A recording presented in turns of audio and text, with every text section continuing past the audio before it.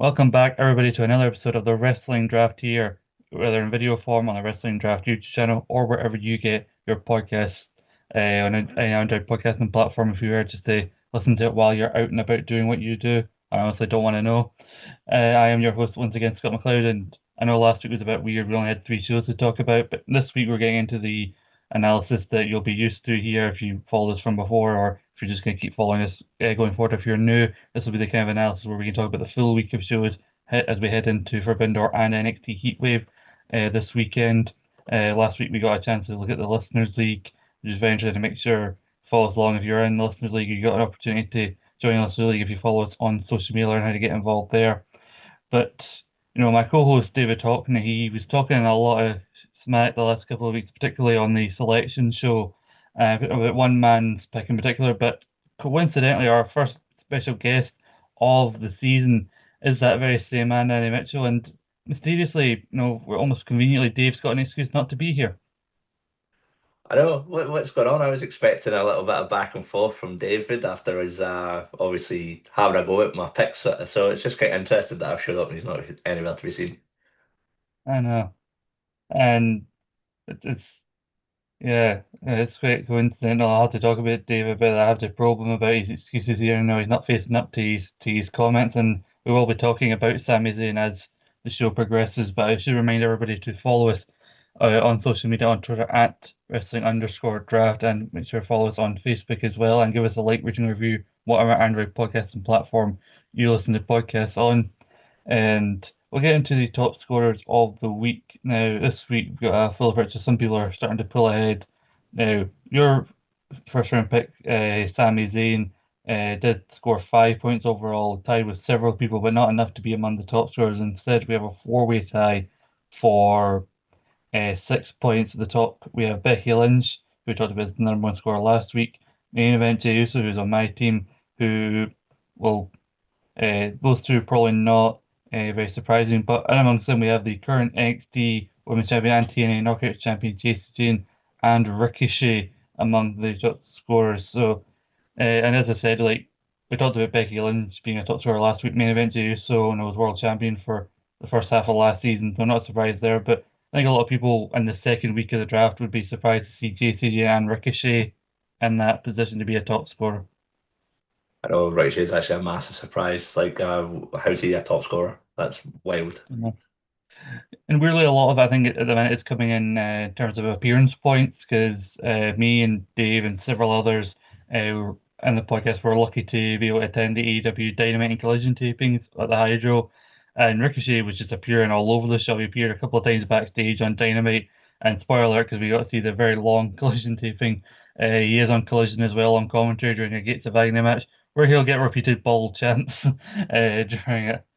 Despite the fact one of the Gates Against opponents was bald, but then didn't really mention that one. And then JC James, where it's like, oh no, I said no one really suspect her to be and amongst the top scorers. She was a fairly middle round kind of pick, despite the fact she's got two championships. I know one of them doesn't count towards points, particularly, and that's the one she's defending this weekend.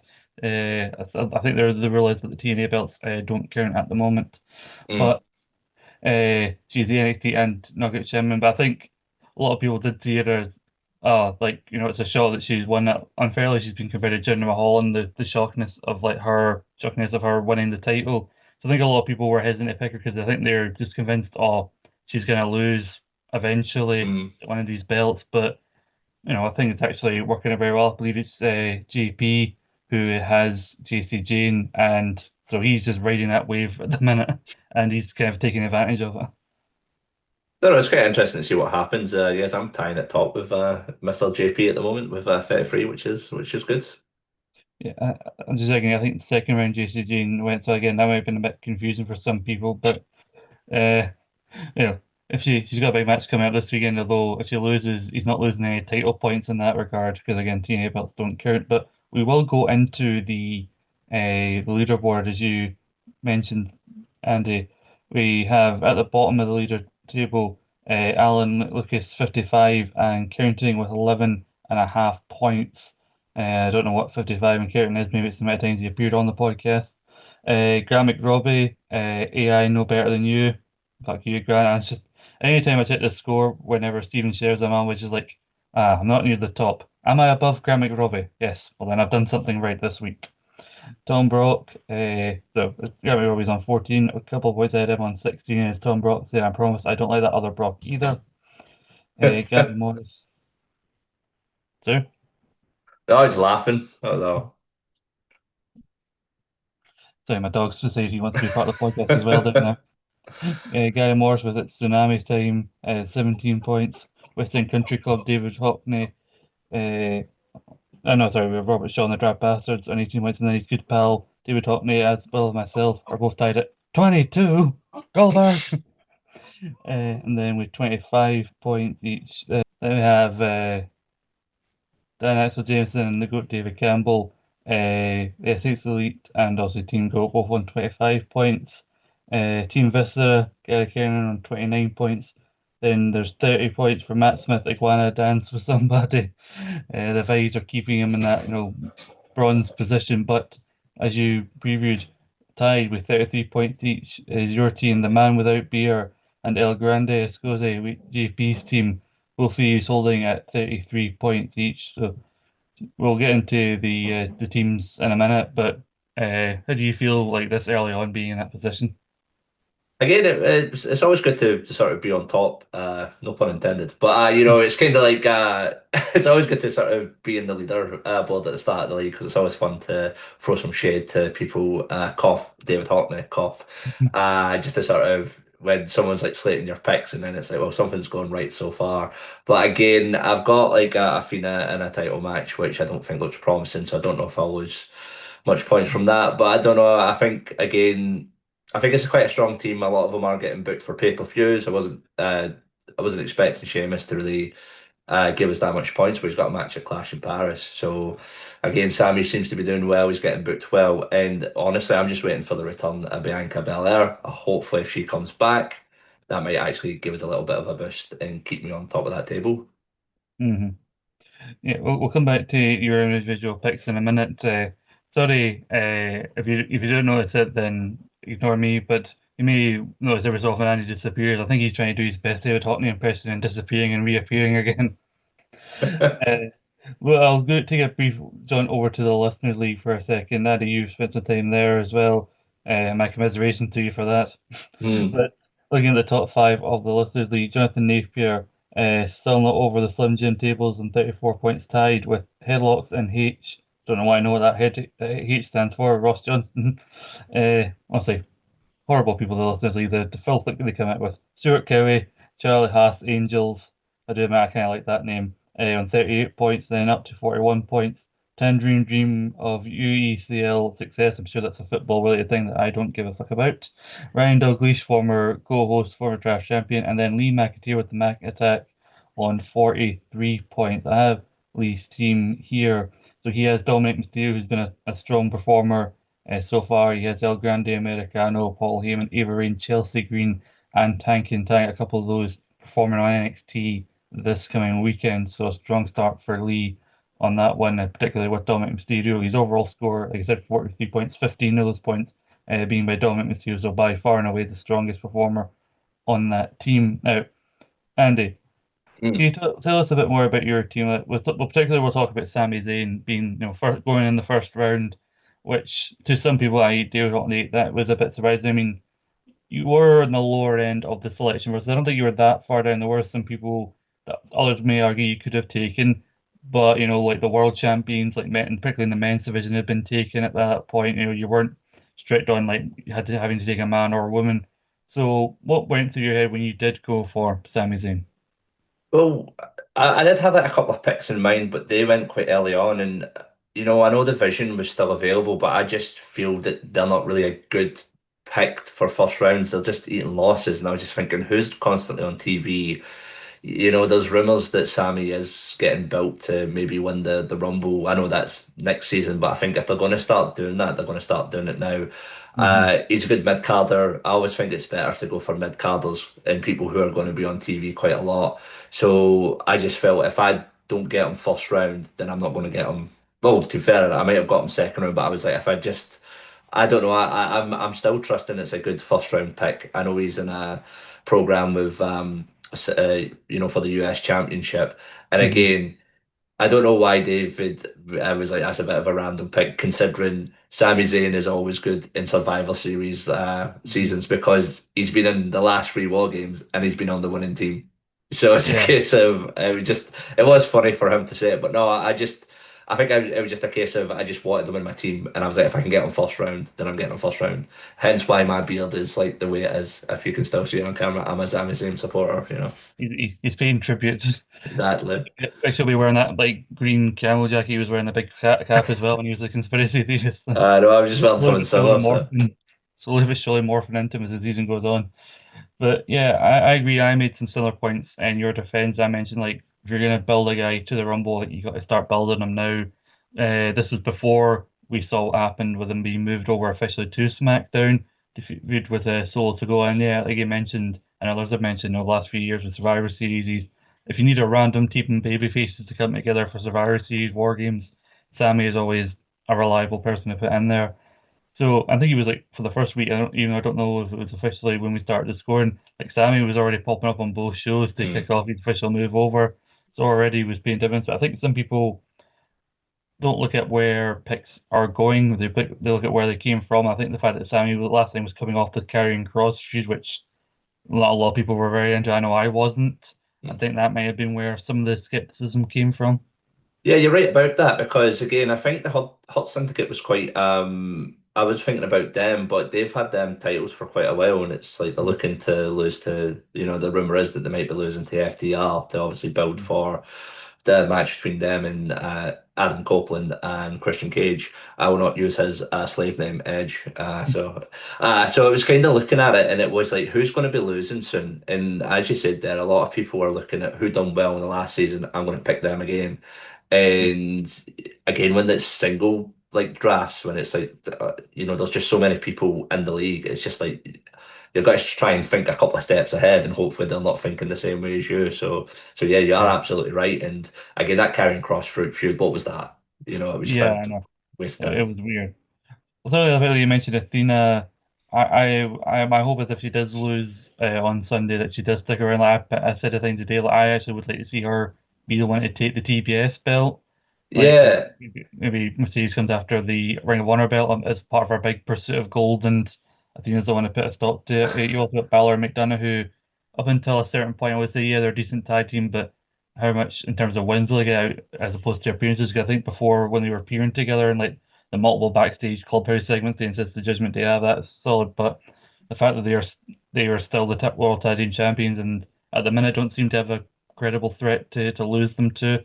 They are, I think, a solid in terms of a tag pick. And then lower down, I'll say Sheamus leading into the match in Paris next weekend. Bianca Belair still yet to see where that goes. And then there's buddy Jimmy Uso, who I'm annoyed at because he clearly didn't proceed with caution, did he? no, I Uh, didn't know. I don't know if he'll be keeping on TV for much longer or if he'll be going away. But yeah, Well, he's not the one that's pregnant, man. Hopefully he's sticking around for a couple of more months. well, if it's a supportive husband, he'll fuck off. And if he, Hey, he needs to be, he needs to be on TV. He needs to get that baby money, support him and Naomi. uh, I'm hoping that's a great last pick. So I was I did the Sid Vicious impression, the 22 earlier on, but that was very much when I saw the official announcement on Raw. I was like, why me? Why? Yeah, because I don't. Naomi had to vacate the belt. She's pregnant, so I'm gonna have to switch my captaincy. I'm just gonna announce it here. I think I'm just gonna go with main event Jey. So even though I don't think he's gonna win the world title in the four way, I think he's still like one of the top guys on Raw. They're gonna keep him on Raw regularly as long as he's shifting that merch money. And again, Mm, much like Sami Zayn, you need a random person that's over to be in a face War Games team. Throw in main event Jey Uso in there as well. So I'm going to officially switch it to Uso, although it won't come to effect until next Monday, which is the rule for the captaincy selection. And people should know that because new people forget that and try and do it midway through the week of the last week, and it doesn't count by. They need to do it by the cutoff point is the last Monday of the season to switch your captaincy. Otherwise, you're fucked. mm. But yeah, your main competition at the minute, Andy, in terms of the going right now, seems to be JP, who it sickens me to see him doing so well after he was riding alongside Stephen Wilson's coattails on their tag team. But he's got Jacob Fatu, JC Jane, Paul Heyman, Street Profit, El Grande Americano, and Lash Legend, and it really kills me to admit it, but he does have a solid team, especially the first two, because JC James working out better than most would have thought. No, he's got a good team. Like I said, when me and Jack were teaming up last season, we had Jake Fatu in our team as our captain, and I thought his booking would have been a bit better. But again, if if I don't really know what the play is, but if they're doing another War Games, and is he going to be on the babyface team, or I think it's a good pick. And again, you can't go wrong with Paul Heyman. He's popping up everywhere. It's just a shame he's not getting any win points because he never wrestles, but for just appearance, it is good. And as you mentioned before about the Jesse Jane pick as well. So he's done quite well for being quite late in the sort of picking stage as well. Hmm. But unfortunately, when it comes to what we're going to look at now, the NXT and Heatwave and Forbidden Door PLEs coming up or pay-per-views, take your pick. It's all the same shit to me. Uh, your hopes are firmly on on Athena and that women's championship match. I think a lot of people, I really could see them doing it. Maybe that's just my heart over my head here, but you Um, can never bet against Tony Storm. That's the annoying thing. I know my only thing is as well is like when I've picked Athena, it was again she was doing quite well on the lead up to it. She's already got the Ring of Honor Women's Championship, so it's a case that they're going to have two people in, like two women in AEW doing the belt collector gimmick. So it's like likely that she's going to win. And I think commentary keep mentioning it, Tony Storm's never won in London. Hmm. And with the injury angle, was it an Yeah, angle or at the end of the main event on yeah, Dynamite? yeah. Because So like Hydro, they had like the tag match. It was Alex Windsor and Tony Storm versus Athena and Athena Mercedes Moné, and obviously you can no praise for guessing who took the pin in that one. yeah, But there was a spot where like Tony takes a pile driver on the steps, so yeah, I think that is trying to up the stakes in it. But there was also a bit of bickering between Athena and Mercedes, I think, puts to my theory. As long as they do that within the season, then you might still be able to recruit that. And also, I'm pretty sure we put a rule in when Ring of Honor was purchased by AEW that Ring of Honor belts would count. So if mm. Athena somehow managed to get a Ring of Honor defense on Dynamite or Collision, then you'd be getting the points for that as well. But Oh, this, that's okay. but this is, a real 50-50, although I don't think the odds are in your favor. But if it does go your way, then you'll be laughing all the way to the bank. No, I'm hoping so as well. As I think having like one AEW pick's quite good because again they've got more PLE matches than a WWE event, so it's kind of like especially if they've got a championship. So I'm hoping that she Mhm. might win. Again, as you mentioned there, if there's a bit of tension between her and Mercedes Moné, that could lead into like a rivalry between them. But again, if they don't, I just hope she put it on TV and just collects Mhm. wins. Yeah. The thing is that this particular point in the year where we're doing this like season to up to Survivor Series, AEW does backload this period with pay-per-views because they've still got All Out, Wrestle Dream, and Full Gear as well. So I think that might bite JP a little bit because while you two are competing, JCJ probably will win that triple threat. She won't get title retention points for the when I the title. But at the same point, she's his main person competing this weekend because he doesn't have any AEW picks. So I think the lack of AEW representation might uh, come back to bite JP in the end. But let's look at some other people who are looking to benefit. You mentioned we talked about David Campbell before on the show.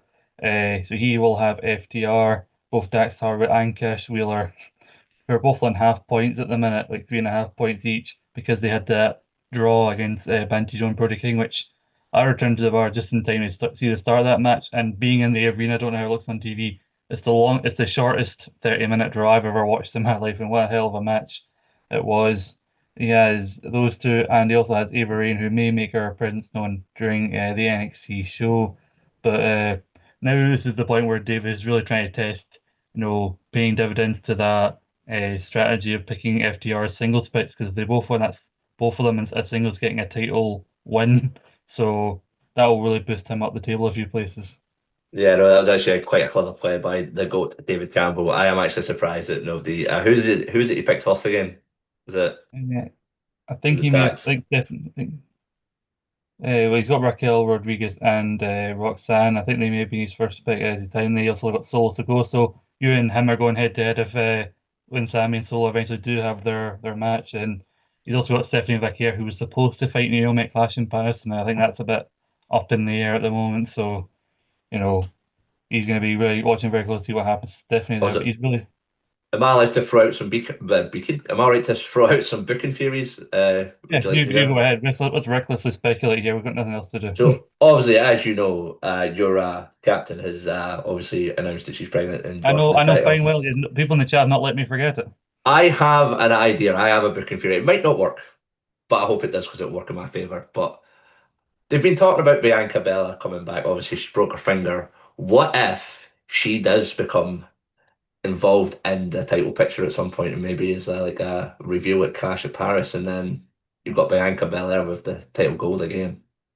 What's your It's thoughts on convenient. that? It's convenient that your booking speculation also happens to be something that would directly benefit you as well, draft wise. It's funny how that works.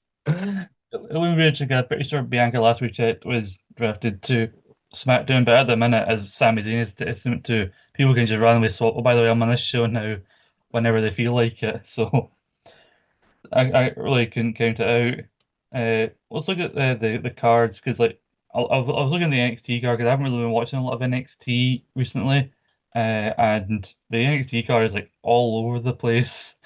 At the minute, so I'm trying to think who the big scorers will be across these two shows. I know our Marco David Tottenham, he has Jada Parker who will be in a triple threat match, the winner getting a shot at JCG's NXT Women's Championship, and he's got Ethan Page is in a tag team match. So David will be watching NXT very closely, and I think both of those matches are likely to go his way. But looking at the two shows, particularly AEW, who do you think is likely to be the bigger like scorer coming in terms of the picks? We'll just have a quick look. But we've got Dan who's got Hangman Page. He's Mhm. also got the Young Bucks as well because Young Bucks are in that lights out match. Um, I think he might do well. I can't see MGF winning that title. Obviously, with the way things went on Dynamite last night, he's not using his contract anymore. So I do think that he might come out this weekend a bit higher on that table. So I think he's looking good. Just trying to see who else is got mainly. Well, Well, Alan. who are you going at? Dan could have a decent weekend because also Hangman and Page, like you mentioned, the Young Bucks. I have a feeling the face team's going to come out that side. It's just my personal opinion. Mother Wayne will be in the corner for the tag match. No matter what that goes, he gets points there. And he also does have Blake Monroe, who is taking on Jordan Grace at NXT Heatwave. So this weekend could come out well for Dan because he and the GOAT are both tied at similar amount of points, both looking to break into the top five. So. One of them could break away from the other thanks to that. And I am looking watching that Hangman Page match very closely because I have MJF.